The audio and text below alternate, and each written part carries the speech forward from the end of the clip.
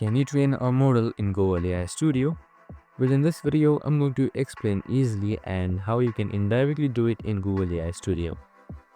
It's super simple and under a minute, so let's get right into it.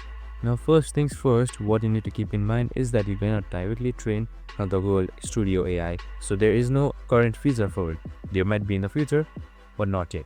But what you can do is train its chatbot like we do with other AIs. So for that, just simply head towards your aistudio.google.com on your favorite browser, and then once it's there, just simply chat with any Gemini. So I'm just going to chat with AI Studio or Gemini. Now you can just simply type in any prompt. Let's say I'm feeling tired. Now just simply select run. Now it will read your prompt thoroughly and then give you an answer. So you gotta do it multiple times and specify it.